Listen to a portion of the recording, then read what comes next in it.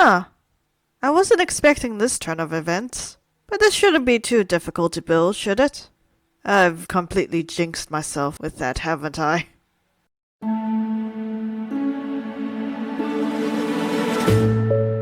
Yunli, huh? I definitely wasn't expecting this shift in events. But I'm not upset about it either. I mean, I'll be fair now, I did not prepare anything for the Dahlia, so I won't be complaining anytime soon about it if I'm elaborating more here. The Dahlia does need some more time to be cooked, so I'm happy with this, I guess. Honestly speaking though, I'm not the biggest fan of Yunli. I don't have anything bad to say about her, but I'm not even sure if I did a good job here. But at the very least, I'm quite happy with this build, I guess. If it's any good to anyone else, it's up to you guys, but I think I got the theming right at the end of the day. I'm just trying to hype myself up at this point, so I do hope you guys like this video at the end of it all. Let's get to it then. I'll say it now. I know that Yunli is a physical character, but I couldn't help myself but remember when everyone thought that she was a fire character when she first leaked. I mean, look at her splash art. It's not that far of a guess with a burning phoenix in the background and all. So, against my better judgment, I made her a Genasi. Well, fire Genasi. The Genasi people can date their ancestry to genies from the elemental plane, and fire Genasis specifically are from the Ifrit genies, and are known to be very fiery, passionate, and maybe a little destructive, which I thought was very fitting for Yunli. Of course, as a Genasi, you get a few special abilities from your lineage. You get dark vision, which is always helpful, resistance to fire, and a few fire spells that come with the level, those being Produce Flame, Burning Hands, and Flame Blade. Again, I know that Yunli isn't a fire character, but they're there. And plus, if you don't really mind it, you could also say that she doesn't have any of these spells, like she's a fire Genasi without any magical abilities. It could be an interesting twist, and it could deepen your D&D character a lot too. Which is a good segue to your classes, I guess. Let's address the elephant in the room first though. 3 levels in Fighter. Champion. A fun reference to her challenging Yan Qing in a competition during the War Dawn storyline, and her just being hecking powerful from what I recall from the event. I gave her the great weapon fighting because big sword. And as a champion, your critical scores improve to where 19 and 20 are counted as critical hits when using weapon attacks. But of course, I think you've noticed I only gave 3 levels into Fighter. Where are all the other levels? Well, I'm glad you asked, hypothetical viewer. Cause my dumb brain decided that I wanted to cause myself trouble today. So instead of being normal about it, I thought about Yunli's personality and what her greatest goal in life is. She's a sword hunter. She's a swordsman. She has an intense hatred for cursed swords, and wishes to wipe them out from the universe. Sounds a little familiar, doesn't it? Yeah, I put the rest of her levels into Paladin. To be specific, Oath of Devotion. The tenets of honesty, courage, compassion, honor, and duty. A paladin devoted to wiping the curse from this world. Of course, paladins do have spells that come with their oaths, such as Protection from Evil and Good and Sanctuary, but what caught my eye the most is actually the Channel Divinity ability from the paladin. You have 2 options when it comes to the Oath of Devotion, the first being Sacred Weapon, where you can imbue your weapon with positive energy for 1 minute. It'll radiate light for 20 feet, and if your weapon wasn't magical before, it'll become magical for this duration. It also does extra damage equal to your charisma modifier. And the second one is pretty much you can turn the unholy beings around you for 1 minute, or until it takes damage. So any fiend or undead creature 30 feet from you who can hear or see you will have to make a wisdom saving throw or be changed. If they have been, they'll spend the rest of their turns trying to get away from you, and can't willingly move into a space 30 feet from you. In other words, you can have fun harassing the cursed, I guess. With the paladin, I also gave her the defense fighting style. She gets an extra boost to her AC. For ability scores, of course, her strength has to be her highest, then dexterity, charisma, constitution, wisdom, and then intelligence will be her lowest stat, mainly because it's not that useful to her.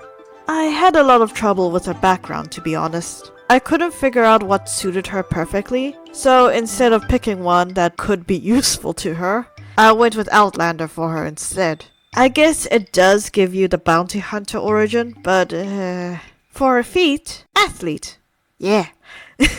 It can increase either your strength or your dexterity by 1. The choice is up to you. It costs you less when you are knocked prone and you need to get back up. Climbing doesn't cost you any extra movement, and you can long jump and high jump using 5 feet instead of 10 feet.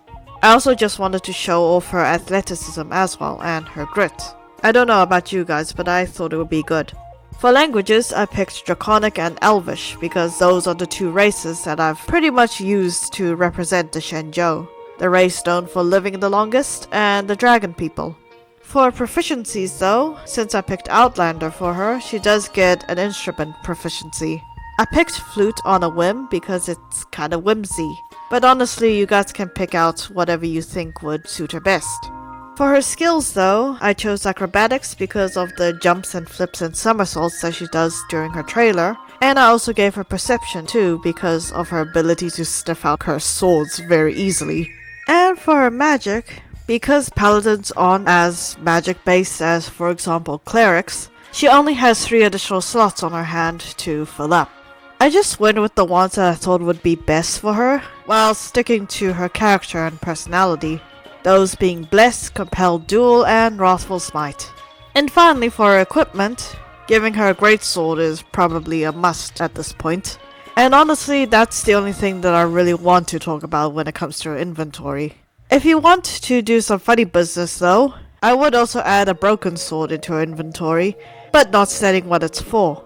Make them wonder a little bit, you know? But yeah, that's my build for her. Some changes here and there for the fun of it. I hope you guys liked it even so. Yunli's, she's an interesting character. A lot more than I thought she'd be.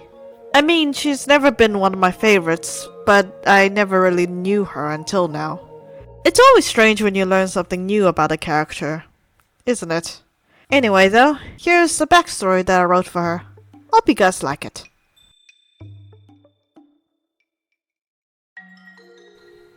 She always found it fascinating, watching the embers dance across the black coal, as metal is hammered by her father into a refined blade.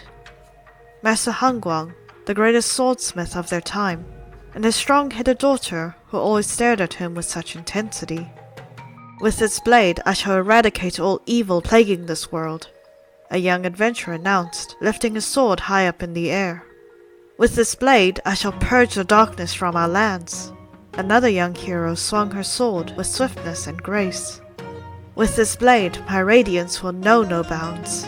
A proud soldier seemed possessed by his dreams of glory and honor. But she wondered about the bloodlust that burned beneath every valiant glow, the curses that come with deadly desires. Why would you steal someone else's sword, girl? General Huayang stared at her with a furrowed expression. She recalled the bloodshed that night, the burning light of coal scattering across the cold stone floors, the sound of screaming, angry voices, and metal clashing against metal. Before she could fully realize what was happening, she watched a cursed blade stab into the chest of the old great master. The broken voice that came from the slumped-over figure, as he told the little girl to. Even if swords themselves don't have flesh and blood, they still draw on the emotions of the swordsmith and wielder. The girl tossed the cursed blade into the newly stoked fire. A blade, a weapon, filled only with killing intent. It will only eat away at the mind of its wielder. He didn't have to.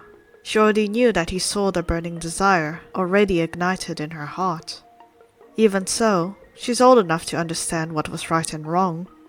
The only way to purify such evil is to melt them into molten iron. The only way of making them worthy again, to be made whole once more. Yes, that's the only way. After all, everything must go through rebirth one way or another. Yeah, I had to cut the story down a bit.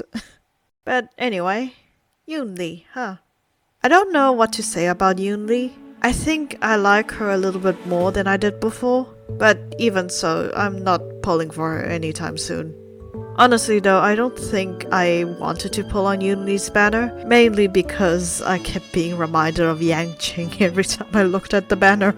But honestly, Hoyo has completely forgotten the existence of most banners. I think Rappa stopped existing for a long time now. But I'm happy with how the story turned out, and I hope you liked it too. Hopefully Starl gets stuff sometime soon. Rest in peace, Edo Star. You will forever be the planet that got away. Thank you guys for watching. I hope you guys enjoyed it. Like and subscribe if you like, and I hope to see you all again next time. Take care.